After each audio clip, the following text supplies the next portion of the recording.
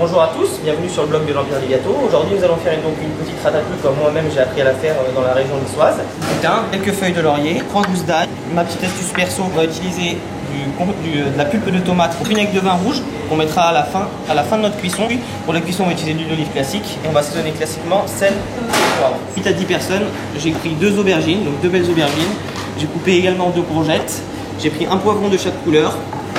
J'ai pris également un oignon. Pas trop petit, pas trop gros. En fait, si on va couper notre ratatouille parte en purée à la fin de la cuisson, on va couper des morceaux assez réguliers. C'est important d'être régulier pour avoir une cuisson homogène. Tu mélanges de la tomate fraîche et de la tomate pulpe.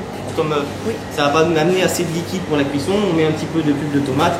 Au niveau de la cuisson, ça va être plus agréable et puis elle aura un bon goût de tomate. On peut très bien enlever la peau de la tomate également. Il suffit de débouillanter quelques secondes. Notre ratatouille à l'huile d'olive, on n'hésite pas, on peut en mettre une bonne quantité. On commence toujours par les légumes qui sont un tout petit peu plus longs à cuire. L'oignon, poivron, on met à l'intérieur de l'ail qu'on avait finement haché. On va faire bien revenir tout ça. Aux feuilles de laurier, branches de thym. Donc on n'hésite pas, on va assez fort. Il faut vraiment laisser cuire ces légumes. On prend 2-3 minutes tranquillement. On les remet régulièrement de façon à ce qu'ils ne brûlent pas. On va faire attention. On va bien mettre nos courgettes et nos aubergines. On va les mélanger à nouveau. Alors là on se méfie, on a mis des légumes comme je disais tout à l'heure qui absorbent pas mal d'huile. S'il faut on peut remettre de l'huile, poivre du moulin. Faites attention, si vous la consommez froide, le froid a tendance à cacher un petit peu les saveurs, donc on va peut-être la réassaisonner un petit peu pour qu'elle soit quand même agréable à manger. Petite astuce, moi, donc de la pulpe de tomate. On diminue le feu, de façon à ne pas faire trop évaporer notre liquide parce que ça reste notre liquide qui va cuire. Alors, il ne faut pas trop la mouiller parce que nos légumes ont quand même tendance à rétrécir, à se rétracter un petit peu. Et si on la mouille trop, on risque d'être coincé. Et à la fin, elle sera beaucoup trop liquide. Vous pouvez rajouter l'équivalent d'un bon verre d'eau. Plusieurs façons de la faire. Si vous n'avez pas de four chez vous, ça marche très bien sur la plaque. Recette classique, on la cuit simplement au four. On va mettre un papier cuisson au contact et on va la cuire au four. Je savais pas du tout ça. Si. De régler le four en général à 180 à peu près.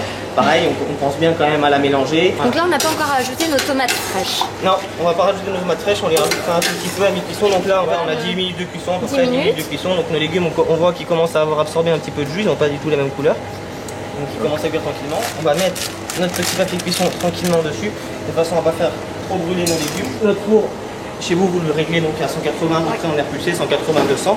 Et derrière, vous la mettez à cuire tranquillement, à peu près à 40. On rajoute les tomates. 35-40 minutes de cuisson. On met les tomates mûres qui ont pas mal de goût.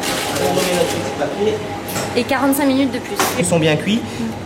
Mais ils restent quand même entiers. Ouais, ils restent entiers justement. C'est là que je disais l'importance du taillage de façon à avoir une ratatouille qui soit cuite, mais que ce ne soit pas de la purée. Ma deuxième petite astuce, pour donner un petit peu de puissance à la ratatouille et un petit peu de goût pour lui donner un petit peu de peps. Donc on va prendre du vinaigre de vin rouge. On met l'équivalent chez vous de 3 cuillères à soupe. Pour ça suffira largement. Voilà, et on n'hésite pas à la goûter quand elle est froide et à activer l'assaisonnement si on veut la manger froide. Si on veut la manger froide. Donc là, il suffit après de la débarrasser donc dans un Tupperware, notamment chez vous. Vous la mettez au frigo. Ceux qui veulent la manger froide, comme on dit tout à l'heure, avec une salade de pâtes, ça va très bien. Ça se marie très bien avec des tapenades d'olive. Ça va très bien aussi avec le parmesan. On peut aussi rajouter un peu de curry. C'est très bon avec le curry. Merci en tout cas pour l'attention que vous m'avez prêtée pour la recette. Il me reste plus qu'à vous souhaiter un bon appétit.